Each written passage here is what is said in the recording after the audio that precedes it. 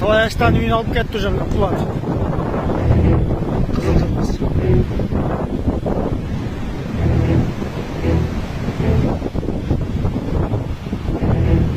Трасса.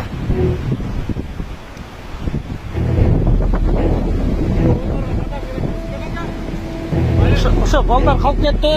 Аз барабыз өтөбүз.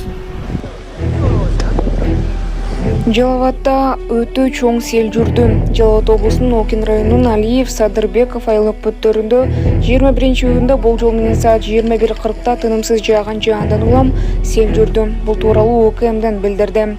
Маалыматка ылайык 152 турак жайдын жана 2 социалдык объектинин бир жеке менчик пакта иштетүүчү заводун короосун жана анын ичинен 9 турак жайдын ичин Бишкек-Ош автоунаа жолунун 523-чакырымын сел каптаган.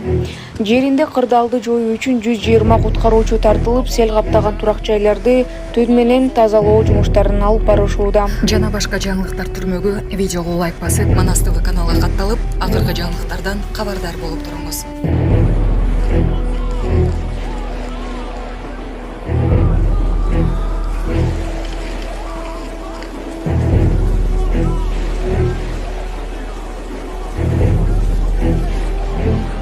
Урматтуу Москва шаарындагы мекендештер, Умбем клиникасы төмөнкү кызматтарды сунуштайбыз. Педиатр, гинекология, стоматология, неврология, хирургия, кардиология, лор, УЗИ жана башка. Андан тышкары массаж жана бардык лабораториялык анализдер. Толук маалымат +7 925 103 22 77. Биздин дарек Москва шаары, метро Нахимовский проспект, Севашская 7, корпус 2. Сиздин ден соолугуңуз биздин камкордук. Астанада асман тереген көп кабаттуу үйдөн өрт чыкты. Казакстандын Астана шаарындагы Хан Шатыра Кечи районундагы көп кабаттуу имараттан өрт чыкты. Бул тууралуу жергиликтүү маалымат каражаттары жазып чыгышты. Өлкөнүн өзгөчө кырдаалдар министрлигинин такталган маалыматы боюнча имараттын сырткы каптоосу күйгөн. Окуя болгон жерде өрт өчүрүүчүлөр иштеп жатат. Тилсиз жон өчүрүүгө 16 техника, 72 адам тартылды. Имарат административдик жана жарым жартылай турак жай болуп эсептелет.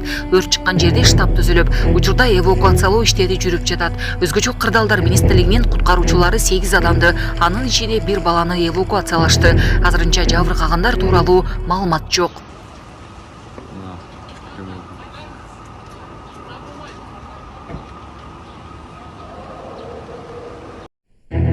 Түркияда өрт 10 көп адамдын өмүрүн алды. Түркиянын түштүк чыгышындагы дыйканчар баталаларында тутанган өрттөн кеминде 11 киши каза таап, 70тен көбү жарат алды. Бул тууралуу 21-июнда өлкөнүн саламаттык сактоо министри Фахреттин Кожа билдирди. Анын айтуусуна караганда 10 кишинин абалы оор. Аларга жергиликтүү ооруканаларда жардам көрсөтүлүп жатат. Өрт Диярбакыр провинциясынын талааларында 20 майда тутанып, катуу шамалдан улам тез жайылып, коңшу Мардин аймагына чейин жеткен. Ички иштер министри Али Эрликая 21-июнга караган түнү тилсиз жоонун жайылышы чектелгенин, өчүрүү иштери уланып жатканын билдирди. Өрттүн тутанышына эмне себеп болгону азырынча белгисиз. 2021-жылы Түркиянын түштүгүндөгү Токойдогу өрттөн кеминде 8 адам каза таап, ондогон кишилер ар кандай жарат алган. Токойлорго жакын жайгашкан курорттук аймактардан туристтер чыгып кетүүгө аргасыз болуп, эс алуу жайлары бош калган. Булак Азаттык. Бишкектеги гинекологиялык ооруканада эркек киши дарыгерди катуу түртүп жиберген. 60 жаштагы аял жыгылып, бир азга эсин жоготконун кызы айтып берди. Окуя кечээ түнү болгон. Апам бул окуя болгон учурда үйгө кетүүгө камданып жаткан. Бардык аялдарды бөлүмгө жөнөткөндөн кийин эркектерге ал жакка кирүүгө болбой турганын айткан, деди кызы.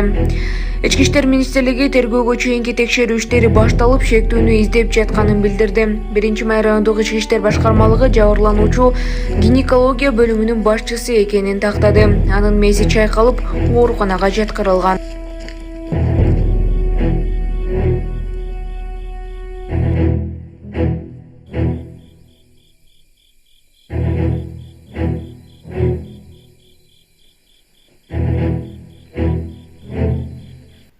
Блогер Аружан Бекешева өзүнүн Instagram баракчасына жолдошу Арген Асанов кол көтөргөнү тууралуу жарыялады. Анын айтымында эң алгачкы одуно мамиле 1 жыл мурун 2023 жылдын июль айында башталган. Эң алгач 2023 жылдын июль айында колумду көгөрткөн. Өзүмдү күнөөлөп унчуккан жокмун. Бирок ошол эле жылдын август айында бетими ооруду. Видео ошондо тартылган. Ошондо Казакстанга кетип калгам. Өзүмдү алаксытуу үчүн, кыргыз калкын жакшы көргөндүктөн, кыргызча ыр-ырдадым деп жазды ал.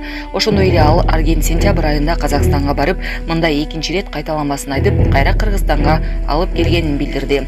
Кыргызстанга келгенден кийин жол кырсыгына кабылдык, анда жанымдан жылбай карады. Анысына ыраазымын, ар дайым рахмат айтам.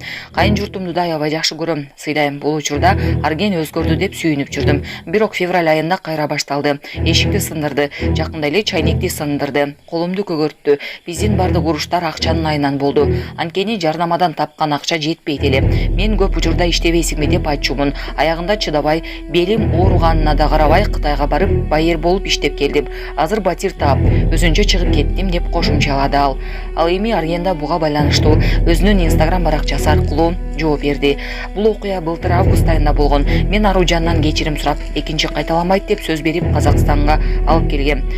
Андан бери бир да жолу кол көтөргөн жокмун. Ар бир үй бүлөдө уруш болот. Анын баарын чыгарууга болбойт. Бирок биздики чыгып кетти. Бир Кудай күбө деп жооп берген Арген. Белгилей кетсек, Арген Асанов менен Аружан Бекешева коңшу казак элинин бир болайык долбоорунан бири-бирин жактырып